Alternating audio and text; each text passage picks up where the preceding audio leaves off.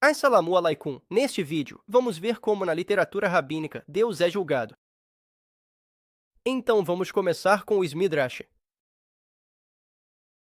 Então esse rabino disse: se essa questão não tivesse sido escrita, seria impossível dizer isso.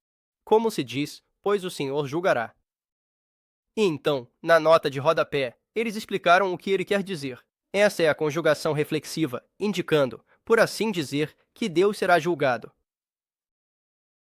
E onde Deus é julgado? No fogo. Então, novamente, a citação completa é: pois o Senhor julgará no fogo. E o que eles estão dizendo é que isso significa que Deus será julgado no fogo. Shofat não está escrito aqui, mas sim Nisapa.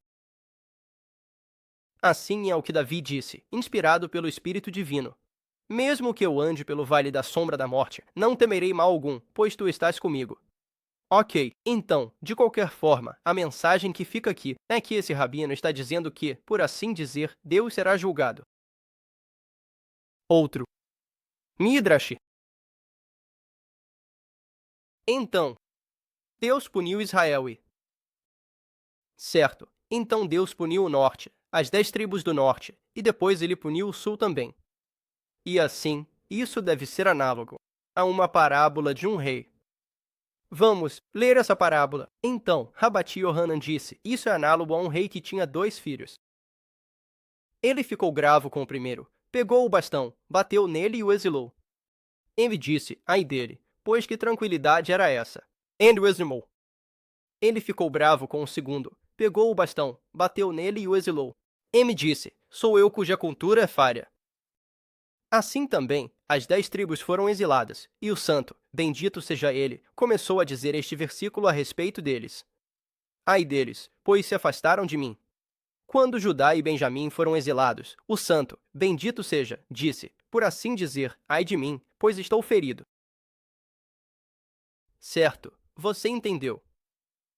Essa parábola representa Deus, primeiro ficando bravo com o norte e depois com o sul.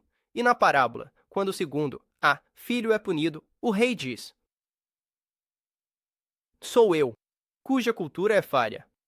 Em outras palavras, é minha culpa, é minha culpa. E isso deve representar Deus, então basicamente foi culpa de Deus. Agora isso é Pazikta Rabati, e isso é Pazikta Rabati, 30 anos. Vamos ler a partir daqui. Já todos foram, e disse ao santo: como, Moisés, confortar. Quem Deus enviou para confortar Jerusalém? Disse a Deus: Jerusalém não aceitou nenhum conforto da nossa parte. Como se diz? Você, ou desculpa, como se diz? Ó, você, aflita, agitada com tempestade, e não confortada.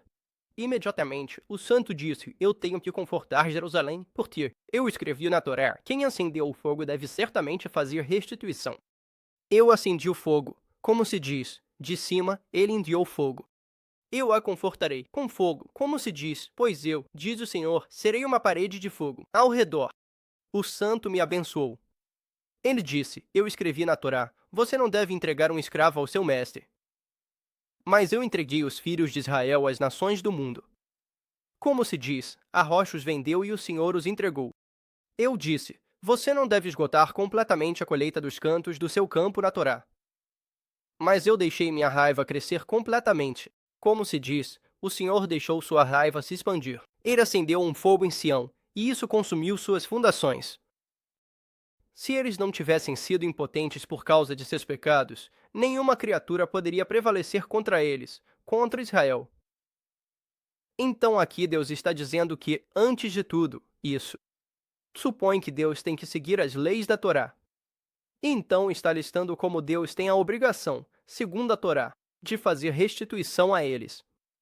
Porque a Torá diz: quem acende fogo tem que fazer restituição, e Deus destruiu Jerusalém com fogo. Então ele tem que compensar os israelitas, ele tem que recompensá-los. E então Deus lista uma série de pecados que ele cometeu contra Israel. Os pecados incluem o que a Torá diz que 1. Você não deve. Não entregarás um escravo ao seu senhor, mas Deus entregou Israel às nações do mundo. E então outro pecado que a rocha teve. Então, desculpe, você não deve esgotar completamente as bordas da colheita deles. Mas claro que eles dizem que Deus fez isso, então ele quebrou a lei da Torá, e isso é Deus admitindo que fez todas essas coisas. Tá bom. Então, você vê essa ideia de que Deus tem que obedecer às leis da Torá e que ele quebrou leis. A gente manda, ele manda. 1. Elias. Na verdade, continua. Se eles não tivessem sido impotentes por causa de seus pecados, nenhuma criatura poderia prevalecer contra eles, contra Israel. Na verdade, não continua. Em nossas mãos, está escrito na Torá, a menos que a rocha os tivesse vendido, o Senhor os entregou. Beleza. Vamos continuar essa parte agora. No futuro, o santo dirá a Jerusalém, aceite o conforto de mim. Como está escrito, abra para mim, minha irmã, minha querida. Jerusalém me disse, não aceitarei conforto de você até que eu e você nos reprovarmos um ao outro. Como está? Vem, meu amado, vamos para o campo. Então olha isso, Deus está aqui, oferecendo conforto em Jerusalém, diz Night. Não até que nos reprovarmos um ao outro. Vem, meu amado, vamos para o campo, para um lugar onde não rola negociação. Vamos nos hospedar nas vilas. Para que eu possa te mostrar as nações sobre as quais você concede coisas boas, e que, mesmo assim, te negam. Jerusalém disse a ele, mestre do mundo, por que você não me tratou como José tratou seus irmãos? Como está escrito, que você é como um irmão para mim. Ele retribuiu a José com o mal e desejou matá-lo. Como está escrito, mesmo antes de ele se aproximar deles, eles conspiraram contra ele. Mas quando nos aproximamos dele, ele nos tratou com bondade. Como está escrito, de novo, mas quando nos aproximamos dele, ele nos tratou com bondade. Como está escrito, e ele os confortou e falou gentilmente com eles. Da mesma forma, Sheme ben Jarra disse a Davi, portanto, eis que eu vim para ficar na primeira de todas as casas de José.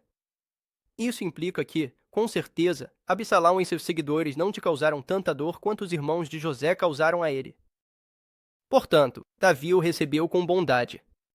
Jerusalém disse a ele, mestre do mundo, quando você deu a Torá a Israel, você circulou a Torá e a ofereceu a todas as 70 nações. Mas ninguém aceitaria até que Israel aceitasse. Mas agora que aceitamos, como você pode agir assim? Estamos dizendo que, por que você não foi misericordioso conosco, como José foi misericordioso com seus irmãos, etc. Como você pode agir assim? É assim que Jerusalém é, protestando contra Deus. A gente esperaria que Deus dissesse, o que você está fazendo? Eu sou Deus. Se comporte. E tal. Repreenda, Jerusalém. Mas, não é isso que acontece. É isso que acontece. Imediatamente, o santo aceitou a acusação e disse, eu agi de forma tola com você. Como está escrito, eu agi como seu mestre.